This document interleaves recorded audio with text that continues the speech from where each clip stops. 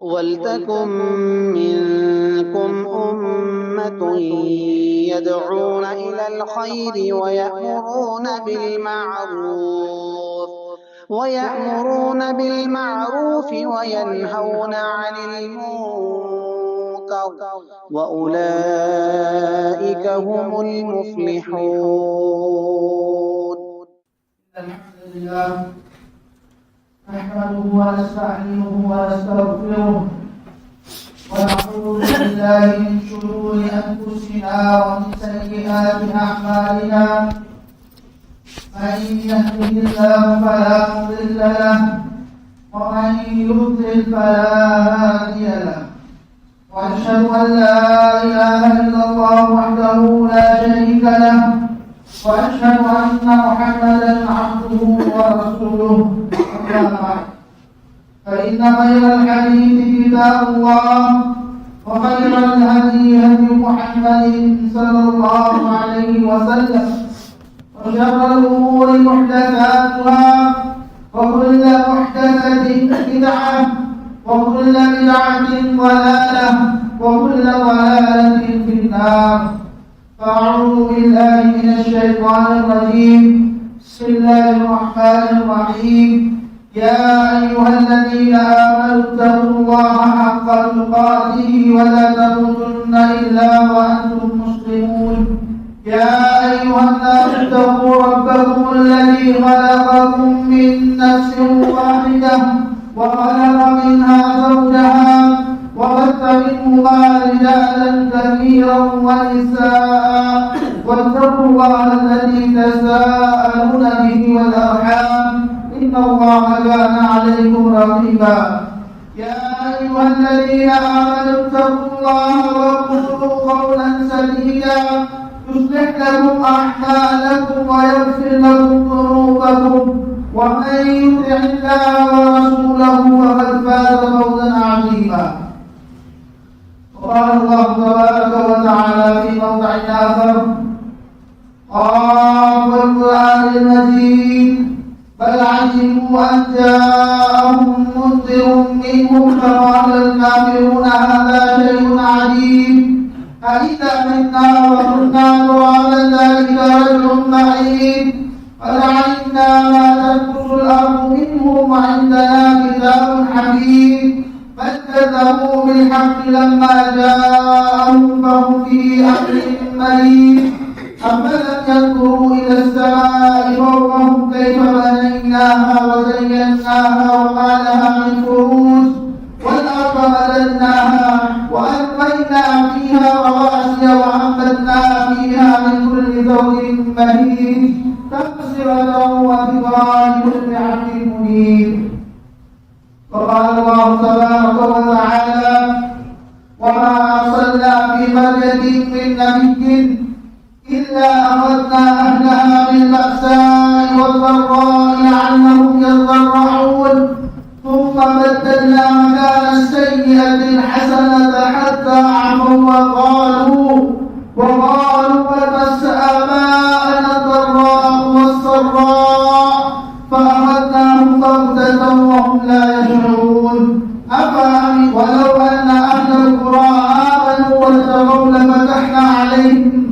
بركات من السماء والأرض ولكن كذبوا فأخذناهم بما كانوا يكسبون.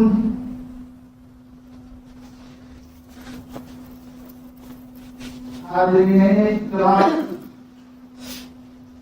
میرے دینی و ملی و اسلامی بھائیوں اور بزرگوں، ہر قسم کی تعریف و توصیف، بڑائی و کبریائی، عزت و جلال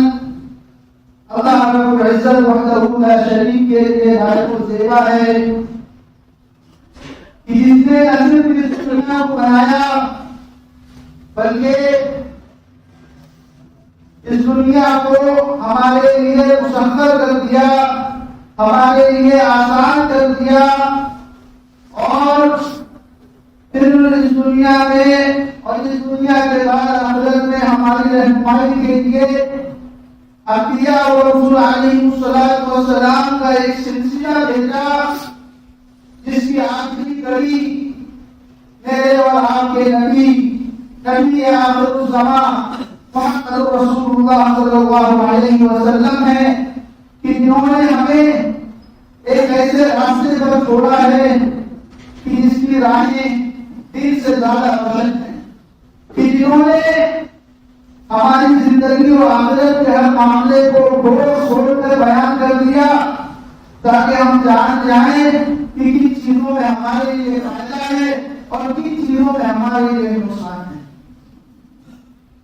صلی اللہ علیہ وسلم۔ حاضرین کرام، 2-4 دنوں پہلے ہم سب جانتے ہیں کہ ترکی اور شام کے ملک میں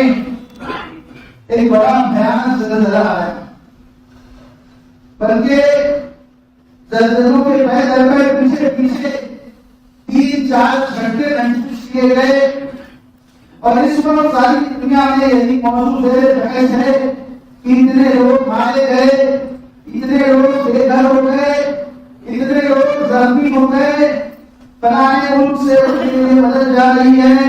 فلانے لوگ مدد میں بڑھ چڑھ کر حصہ لے رہے ہیں، اور ایسا معاملہ ہے۔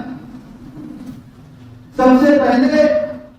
اس موضوع کی مناسبت سے میں بتانا چاہتا ہوں، جو آپ اللہ کے سامنے جو بات رکھنا چاہتا ہوں وہ یہ ہے کہ اللہ رب العزت کی یہ سنت رہی ہے، اس کا یہ معمول رہا ہے کہ جب کوئی بستی، جب کوئی لوگوں کی جماعت، جب کسی علاقے کے لوگ اللہ کی نافرمانی میں مبتلا ہو جائیں، اللہ کی دی ہوئی نعمتوں پر اس کا شکر ادا کرنے کے بجائے اللہ کو بھلا بیٹھے، اس کی ناشکری کرنے لگے، تو اللہ رب العزت اچانک ایسے لوگوں کو پکڑ لیتا ہے، اچانک ان لوگوں پر اپنا عذاب بھیجتا ہے اور پوری بستی کو تہس نہس کر دیتا ہے۔ قرآن کریم میں اس مضمون کو اللہ رب العزت نے جا پیش کیا، مختلف موقعوں پر مختلف صورتوں میں ان چیزوں کو بیان فرمایا۔ سورہ انعام میں اللہ رب العزت فرماتا ہے وَمَا أَرْسَلْنَا فِي قَرْيَةٍ مِّن نَّبِيٍّ إِلَّا أَخَذْنَا أَهْلَهَا بِالْبَأْسَاءِ وَالضَّرَّاءِ لَعَلَّهُمْ يَضَّرَّعُونَ ثُمَّ بَدَّلْنَا أَمْثَالَ السَّيِّئَاتِ الْحَسَنَةَ حَتَّىٰ عَفَوْا وَقَالُوا قَدْ مَسَّ آبَاءَنَا الضَّرَّاءُ وَالضَّرَّاءُ فَأَخَذْنَاهُم بَغْتَةً وَهُمْ لَا يَشْعُرُونَ۔ کہ جب ہم لوگوں کو آزماتے ہیں اور ہماری نعمتوں کے درجے پر آزمائش آتی ہے تو لوگ اللہ کا شکر ادا کرنے کے بجائے اور اللہ کی طرف لوٹنے کے بجائے اللہ سے شکایتیں کرنے لگتے ہیں کہ ہم پر ایسی مصیبتیں آ گئی، اور اللہ کی ناشکری کرنے کی وجہ سے اللہ رب العزت اچانک ان کو دھر پہنچتا ہے، اچانک ان پر اپنی مصیبت، اپنا عذاب بھیجتا ہے۔ اللہ تعالیٰ فرماتا ہے وَلَوْ أَنَّ أَهْلَ الْقُرَىٰ آمَنُوا وَاتَّقَوْا، کہ اگر یہ بستی والے اللہ پر ایمان لے آتے، اللہ کا تقویٰ اختیار کرتے، لَفَتَحْنَا عَلَيْهِمْ بَرَكَاتٍ مِّنَ السَّمَاءِ وَالْأَرْضِ، تو ہم ان پر آسمان اور زمین سے برکتوں کے دروازے کھول دیتے، ان کے اوپر دنیا کی ہر نعمتیں نثار کرتے، لیکن چونکہ انہوں نے اللہ کی ناشکری کی، اللہ کی نافرمانی کی، وَلَٰكِن كَذَّبُوا فَأَخَذْنَاهُم بِمَا كَانُوا يَكْسِبُونَ، تو ان کے برے اعمال کے بدلے میں ہم نے ان کو پکڑ لیا۔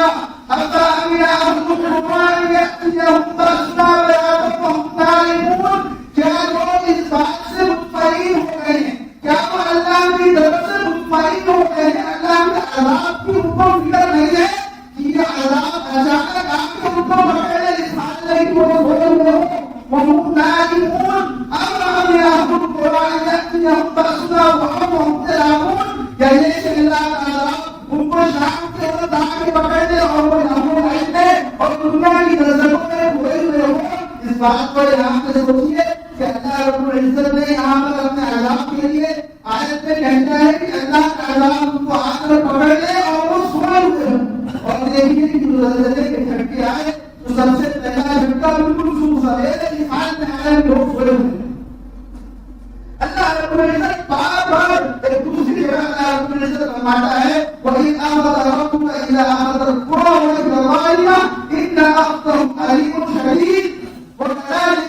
اور ایسے ہی تیرے رب کی پکڑ، اسی طرح تیرا رب ہم لوگوں کو اپنی پکڑ میں اپنی جگہ دے دیتا ہے کہ جب کوئی بستی والے ظلم کرنے لگے، نافرمانی کرنے لگے، اللہ کی عبادتوں سے دور ہو جائے، اللہ کی فرمان سے ملغلری کرے، اور اس کا پکڑنا بڑا شدید پکڑنا ہے۔ اللہ کے رسول صلی اللہ علیہ وسلم اس آیت کی تفسیر میں فرماتے ہیں کہ اللہ تعالیٰ ظلم کرنے والوں کو، گناہ کرنے والوں کو، نافرمانی کرنے والوں کو چھوٹ دیتا ہے،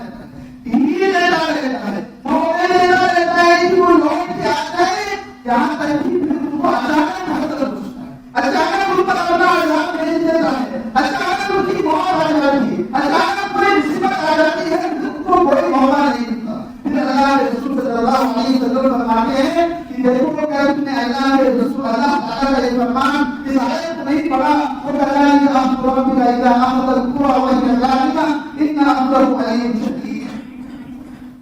اللہ رب العزت سورہ بنی اسرائیل میں فرماتا ہے وما منعنا ان نرسل بالآيات الا ان كذب بها الاولون وآتينا ثمود الناقة مبصرة فظلموا بها وما نرسل بالآيات الا تخويفا۔ پرانی امتوں کا ذکر کر کے کہ ہم نے ان کو اپنی نشانیاں دی، پھر انہوں نے اللہ کی نافرمانیاں کی تو ہم نے ان کو گھر دبوچا، ان پر اپنا عذاب بھیجا، اور اس کے بعد اللہ تعالیٰ کہتا ہے وما نرسل بالآیات الا تخویفا۔ ہم اپنی نشانیوں کو اس لیے بھیجتے ہیں کہ لوگ ہمارے خوف کو لازم کریں۔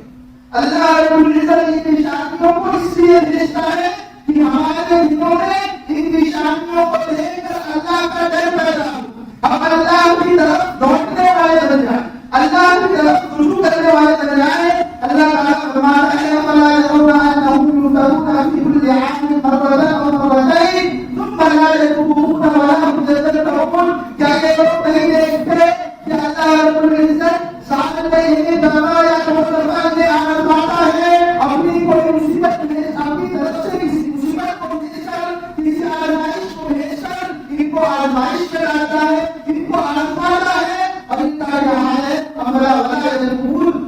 امرا یوم انہم یذکرون فی کل عام مرۃ او مرتین ثم لا یتوبون۔ اللہ کی آزمائش کے باوجود یہ لوگ اللہ سے توبہ نہیں کرتے، اللہ سے استغفار نہیں کرتے، اللہ سے نصیحت نہیں کرتے۔ اللہ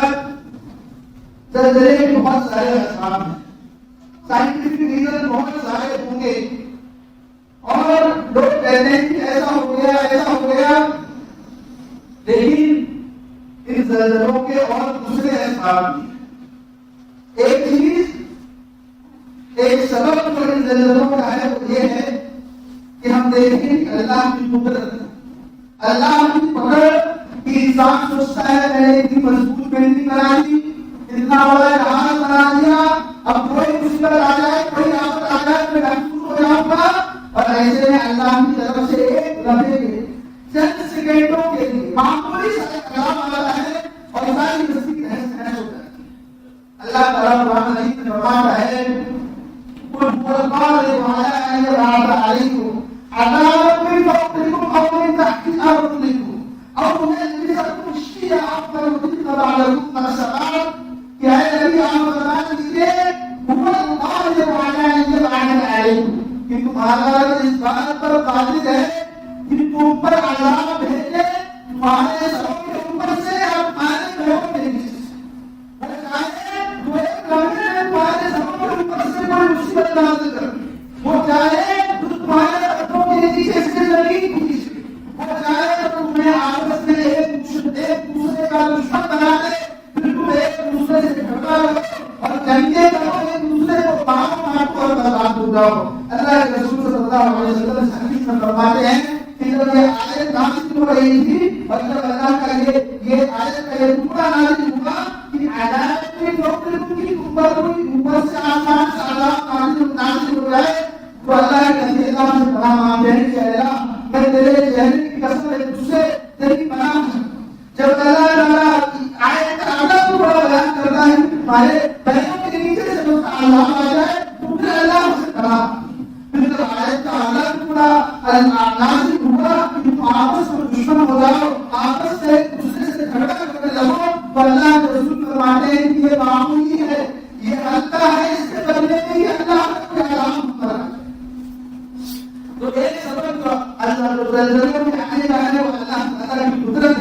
پھر یہی سبب کہ اللہ رب العزت ان زلزلوں سے، ان چھوٹے حادثات سے ہمیں ایک بڑے حادثے کو یاد دلانا ہے،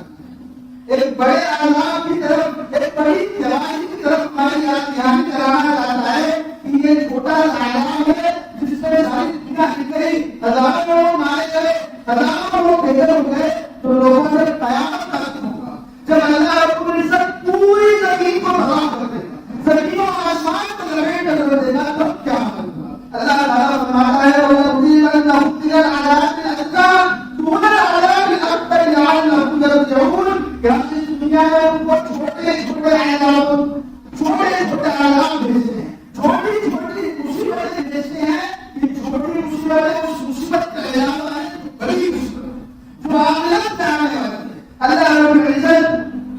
دوسری طرف فرماتا ہے یا ایھا الناس اتقوا ربکم ان زلزلۃ الساعۃ شیء عظیم، یا اے لوگوں اپنے رب کا تقوی اختیار کرو، اپنے رب سے ڈرو، اور یقیناً قیامت کا زلزلہ بہت بڑی چیز ہے، قیامت کے دن آنے والی تباہی بہت بڑی چیز ہے جو اللہ رب العزت اس چھوٹی تباہی کے درجے میں ہمیں یاد دلا رہا ہے، ہمیں یاد دہانی کرا رہا ہے کہ جو روز قیامت ہوگا اس کی تباہی کتنی بڑی، اس سے ہونے والی بربادی کیسی بربادی ہوگی۔ آیت حضرت پڑھے اللہ تعالیٰ فرماتا ہے کہ ایسی عورت جو عمل سے ہو، جس کے پیٹ میں بچہ ہو، وہ اپنے بچے کو جلد دے گی، ایسی تباہی ہوگی، ایسی خوفناک، ایسا خوفناک عالم ہوگا کہ برداشت نہ کر سکے کوئی انسان اس کی تباہی کو اور اس کی دہشت کو برداشت نہ کر سکے گا۔ اسی طرح زلزلوں کا ایک سبب اللہ کے رسول صلی اللہ علیہ وسلم نے فرمایا کہ یہ قیامت کے آنے کی نشانیوں میں سے ایک نشانی ہے۔ اللہ کے رسول صلی اللہ علیہ وسلم فرماتے ہیں لا تقوم الساعة حتى يقبل العلم وتكثر الزلازل ويتقارب الزمان وتظهر الفتن ويكثر الحرج حتى يكثر منكم المال واليتيم۔ کہ اللہ کی قسم قیامت اس وقت تک نہیں قائم ہوگی، قیامت اس وقت تک نہیں قائم ہوگی جب تک کہ اس دنیا سے لوگوں سے اللہ تعالیٰ علم کو اٹھا لے گا اور بہت زیادہ زلزلے بھیجے گا اور وقت کی برکت ختم ہو جائے گی، بہت زیادہ مسئلے ظاہر ہوں گے اور بہت زیادہ رب و اظہار ہوگا، لوگوں میں رب و غیرت بہت زیادہ ہو جائے گی اور ان میں مال و دولت کی اتنی زیادہ ہو جائے گی کہ ان کو اس کی بھی پتہ رہے گی۔ تو یہ زلزلہ قیامت کی نشانیوں میں سے بھی ہے۔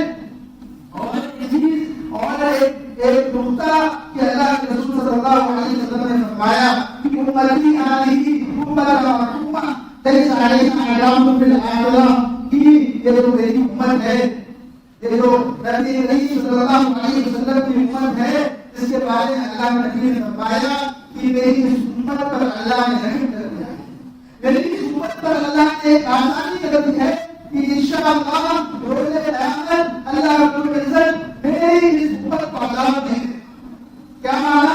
کہ جس کے دل میں سچا ایمان ہوگا، جو اللہ کے ساتھ کسی کو شریک کرنے والا نہ ہوگا، جو اللہ پر سچا ایمان رکھنے والا ہوگا، اس کو اللہ رب العزت مسلسل مستقل عذابوں کے حوالے نہیں کرے گا، بلکہ ان کی سزاؤں کا بدلہ دے کر ان کو جہنم سے نکال کے جنت کے حوالے کرے گا۔ تو اللہ کے نبی نے فرمایا کہ میری امت کا عذاب یہ فتنے، یہ زلزلے اور یہ قتل و غارت کا معاملہ ہے۔ اللہ ان زلزلوں سے یا آنے والے اس زلزلے سے ہم نے کیا سبق کیا؟ سب سے پہلی چیز کہ اللہ نے جو نعمتیں ہم کو عطا کی ہوئی ہیں ہم اس کی قدر کرنا۔ اللہ کے نبی صلی اللہ علیہ وسلم فرماتے ہیں نعمتان مغبوط فیہما کثیر من الناس الصحۃ والفراغ، کہ دو نعمتیں ایسی ہیں جس کے بارے میں اکثر لوگ اس سے دھوکے ہیں، اکثر لوگ اس سے غفلت میں ہیں، اس کی طرف ان کا دھیان نہیں جاتا۔ معقول دو چیزیں الصحۃ، صحت و تندرستی، اور الفراغ، فراغت، جو ان کو اللہ نے بالکل نہیں کر ان کے لیے آسانی کر۔ آپ سوچیے کہ جن کو اللہ رب العزت نے اس زلزلے میں موت دے دی، اتنے سارے ایسے لوگ ہیں جن کا گھر چھن گیا، جن کی صحت ضائع ہو گئی، کسی کا ہاتھ چلا گیا، کسی کا پیر چلا گیا، کسی کی ساری آنکھوں کی کتنے دنوں تک ہاسپٹل کے چکر لگاتا رہے گا، کتنے دنوں تک اپنے گھر والوں کو گھر بنانے کی فکر میں رہے گا۔ اللہ رب العزت نے ہمیں اس بلا سے محفوظ رکھا ہے، ہمیں صحت و تندرستی دی ہے، ہم سن سکتے ہیں، بول سکتے ہیں، مسجدوں کو آ سکتے ہیں، اللہ کی عبادتیں کر سکتے ہیں۔ اللہ کرے کرے پر یہ مصیبت ہم پر ہے، اس سے پہلے کہ یہ مصیبت ہم پر آئے اللہ ہم سے ہماری اس حد کو لے لے، اس وقت کو لے لے، ہم کسی کی مدد کریں۔ اللہ کے نبی صلی اللہ علیہ وسلم فرماتے ہیں لا رسول اللہ العبد یوم القیامہ حتی یصل العبد کہ روز قیامت کوئی شخص اپنی جگہ سے ہل نہ سکے گا جہاں تک اللہ رب العزت اس سے چار چیزوں کی مدد کرے۔ یہ نہ اسے پوچھے کہ اس کی اس سے کہاں جائے گی، اللہ نے اس کو 20 سال 30 سال 40 سال 50 سال 60 سال 70 سال کی عمر دی تھی۔ اس 70 سال کی عمر میں 50 سال کی عمر میں اس نے کیا کیا، کیا نہیں کیا، کس کے کام آیا، کیا بھلائی کے کام کیے۔ اب عمر فیما افنا وعن شباب فیما افنا، اور نوجوانوں کو الگ سے اس عمر سے الگ کر کے خاص کر کے کہ اپنی نوجوانی کو کہاں ضائع کیا، مال کہاں سے کمایا، کہاں خرچ کیا، اور علم کے بارے میں اللہ رب العزت پوچھے گا کہ علم کہاں سے حاصل کیا۔ تو ایک چیز تو ہم کو سمجھنا ہے کہ جو نعمتیں اللہ نے ہم کو عطا کی ہوئی ہیں اللہ کی ان نعمتوں کی ہم قدر کریں۔ جب تک ہمارے اوپر یہ نعمتیں ہیں، جب تک ہم ان نعمتوں سے فائدہ اٹھا سکتے ہیں ان سے فائدہ اٹھائیں۔ اور کتنے ہی سارے ایسے لوگ تھے جن کی یہ خواہش تھی کہ اس سال رمضان آئے گا تو اس سال رمضان کے روزے رکھیں گے۔ کم از کم 10,000 کے آس پاس لوگوں کا انتقال ہو گیا۔ اتنے ہی مسلمان ایسے لوگ تھے جن کی یہ خواہش تھی کہ 2 مہینوں 1.5 مہینے کا وقت رہ گیا ہے، رمضان کا مہینہ آئے گا، رمضان کے روزے رکھیں گے، بار تک مہینے سے فائدہ اٹھائیں گے اور کوشش کر کے اپنے آپ کو زندگیوں میں نکالیں گے، لیکن ان کے پاس موقع نہیں۔ ہمارے پاس یہ موقع ہے کہ ہم اس رمضان کے لیے تیاری کریں، آنے والے رمضان کے لیے خود کو تیار کریں، کیسے ہم اس رمضان سے زیادہ فائدہ اٹھا سکیں گے۔